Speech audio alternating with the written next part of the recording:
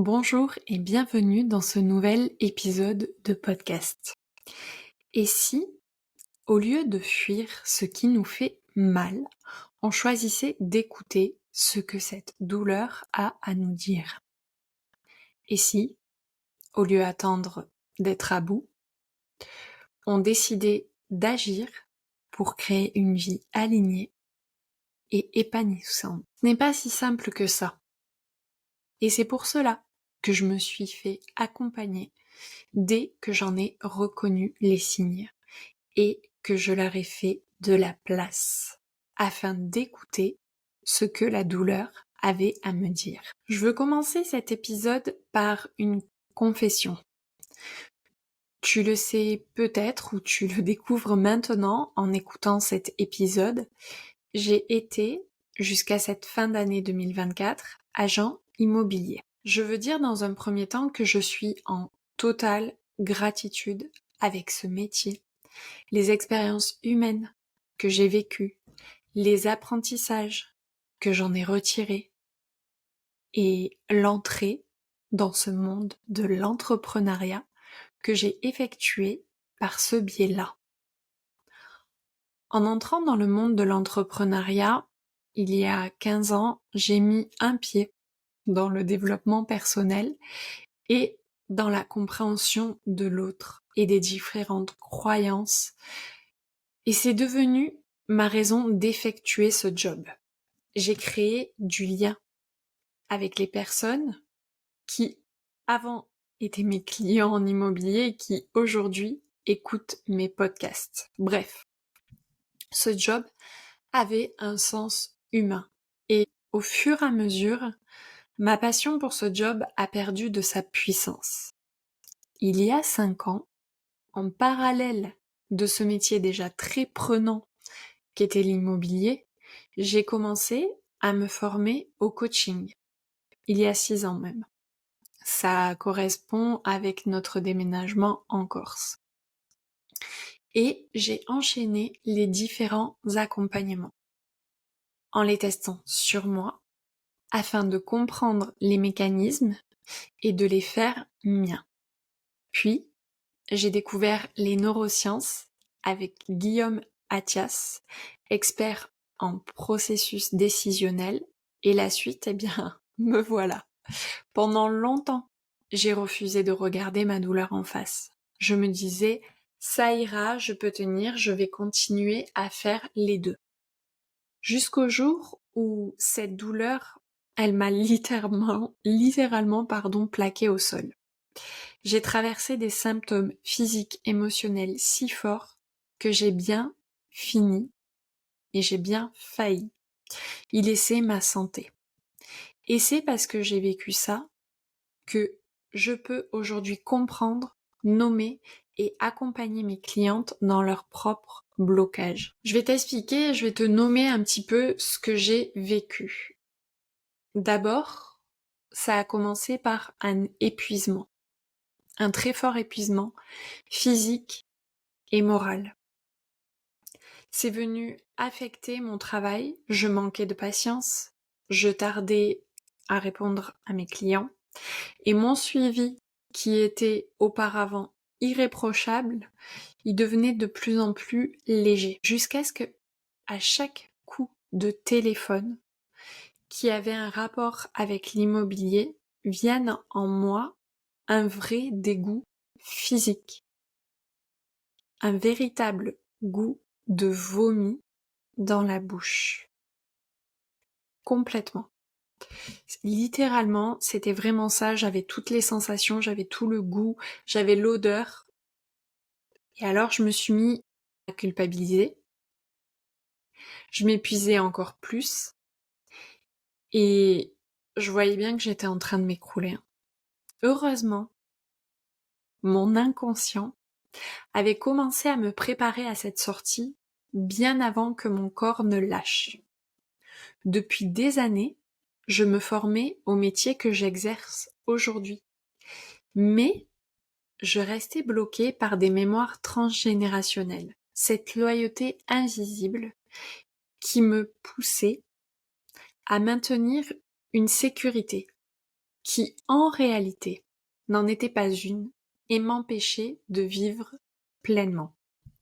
Dans cet épisode, je vais vous partager pourquoi nous résistons à la douleur et ce qu'elle essaie de nous dire. Comment les croyances limitantes, souvent héritées de nos ancêtres, nous retiennent et enfin comment agir avant que ce soit trop tard et choisir de vivre pleinement. Dans la partie 1, ici, on va voir comment on peut comprendre la douleur et pourquoi on y résiste. La douleur, elle fait peur. On nous a appris que c'était un signe de faiblesse. Alors, on l'ignore, on l'enfouit, on la masque avec du travail, avec des distractions, ou simplement en disant « ça va aller ». Ça te parle? Mais cette résistance, elle ne fait que prolonger la douleur. Et plus on résiste, plus la douleur devient forte, plus elle est envahissante et elle finit par nous rattraper. Mon expérience, c'est que j'ai ignoré mes premiers signaux d'alarme. La fatigue, l'impatience, le manque de motivation. Je me disais, je dois tenir. Les autres comptent sur moi. Mais plus je résistais, et plus mon corps m'envoyait des messages, jusqu'à ces nausées à chaque appel téléphonique. J'étais clairement au bord du burn-out. Et pourtant, cette douleur m'a appris quelque chose d'essentiel. Elle n'était pas là pour me punir, mais pour me dire que je n'étais pas alignée, plus alignée avec ce que je voulais vraiment. La douleur ici était devenue comme une boussole. Elle n'est pas notre ennemie. Elle est une alliée qui nous montre que quelque chose ne va pas et qu'il est temps d'ajuster notre trajectoire. Lorsque j'ai enfin nommé, quand j'ai arrêté d'avoir honte et de me sentir coupable de mes sensations, j'ai ouvert la place à celle que je suis vraiment et que j'ai toujours été. J'ai ouvert la place non pas à une meilleure version de moi-même, mais à la véritable moi, en pleine possession de ma souveraineté féminine. On va maintenant évoquer les croyances limitantes et leur origine transgénérationnelle. On a, dans nos mémoires, un héritage invisible, des croyances héritées de nos ancêtres, en particulier de nos grands-mères, qui, à leur époque, pour avoir un travail ou une maison, il fallait être privilégié. Elles nous ont transmis ces valeurs, mais souvent sous forme d'injonctions inconscientes. Qui n'a pas déjà entendu de sa grand-mère « Sois indépendante coûte que coûte. Ne lâche pas ton travail, c'est une chance. Reste dans les rangs. Ne prends pas trop de risques. » Ces croyances, qui les ont aidées à survivre à leur époque, aujourd'hui elles nous freinent dans notre quête. Et pour en revenir très clairement à nos grands-mères, il faudrait pas qu'on oublie qu'à l'époque, pour nos grands-mères, avoir un travail, c'était soumis à l'autorisation de son mari. Et si son mari était sympa et qu'il autorisait sa femme à aller travailler, ce qu'elle gagnait, son salaire, était directement déposé sur le compte en banque du mari. Parce qu'il n'y a pas si longtemps que ça, les femmes n'avaient pas le droit d'avoir un travail sans autorisation de leur mari, ni de compte bancaire. C'était leur réalité. Et disons-le, ça nous a marqué au fer rouge, nous, les générations futures, et dont la nôtre, celle de nos mères aussi, Mais ça nous a clairement marqué. Alors pendant des années, j'ai cru que rester dans ce travail était la seule façon d'être en sécurité. Mais c'était une fausse sécurité. Elle m'empêchait de faire de la place pour ce qui comptait vraiment, mon bien-être, mon épanouissement professionnel et la mission que je porte aujourd'hui, celle d'accompagner les femmes. Ces croyances, elles se limitent pas au travail.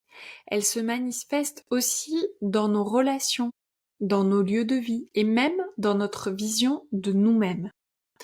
On reste dans une maison qui ne nous convient plus. On évite d'avoir des discussions importantes dans notre couple, ou on s'accroche à des rôles qui ne nous définissent plus par peur de casser l'ordre familial ou de décevoir. Encore une fois, si on fait un bond dans le passé, les femmes qui divorçaient, elles étaient traitées comme la pire des moins que rien, montrées du doigt et certainement affublées d'adjectifs peu précieux, si vous voyez ce que je veux dire. Celles qui avaient le courage de quitter un poste qui ne leur convenait plus par ambition, j'ose même pas imaginer. Alors, est-ce que tes croyances t'appartiennent vraiment? Je t'invite à te poser les questions suivantes. Quelles croyances sur le travail, la famille ou la réussite te retiennent aujourd'hui? Qu'est-ce que tu t'empêches de vivre par loyauté envers tes ancêtres ou par peur de l'inconnu? Réfléchis-y, prends un carnet, note ce que tu as envie de noter. Moi, j'aimerais voir un point avec toi, et étant donné que j'ai traversé toute cette période, je vais t'inviter à faire quelque chose, c'est agir dans ta pleine puissance. Le meilleur moment pour agir, ça n'est pas quand on est à bout, c'est quand on est encore en position de force. Quitter un travail, entamer une reconversion, changer de lieu de vie. Ces décisions sont plus puissantes quand elles sont prises en pleine conscience. Et non dans l'urgence ou dans l'épuisement, et même je dirais quand ça devient une condition de vie ou de mort. Alors, comment on prépare sa sortie? Fais un premier pas.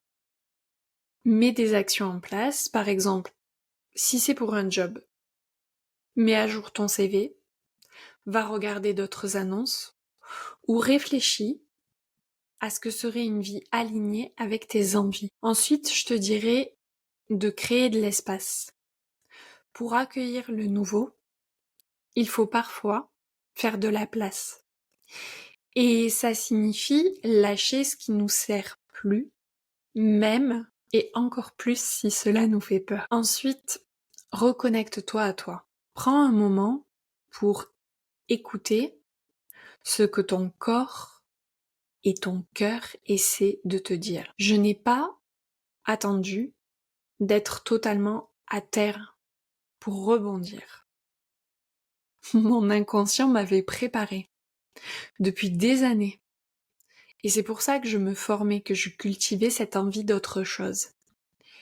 Et c'est grâce à ça que j'ai pu switcher malgré des signaux tardifs de mon corps.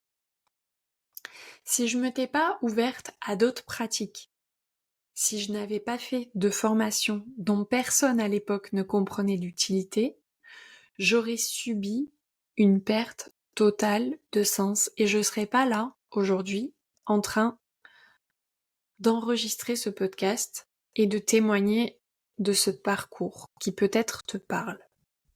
D'ailleurs, toi, quelle douleur ignores-tu aujourd'hui? Qu'est-ce que ton corps, tes émotions essaient de te dire? Quelles croyances te retiennent dans une situation qui ne te convienne, qui ne te convient plus? Tu n'as pas à attendre d'être à bout pour agir. Tu n'es pas obligé que ce soit une condition de vie ou de mort, comme je l'ai dit un peu plus tôt. Tu peux choisir maintenant de te libérer, de créer de l'espace pour ce qui compte vraiment. Et pour ça, je suis là pour t'accompagner dans un processus de clarté et de bienveillance. Cette semaine, prends un moment pour réfléchir à ce qui ne convient plus. Si tu as besoin d'aide pour y voir plus clair et pour agir, je suis là. Ensemble, on peut transformer cette douleur en une opportunité de croissance. Souviens-toi, écoute ta douleur, agis en pleine conscience, honore ton potentiel et ta liberté.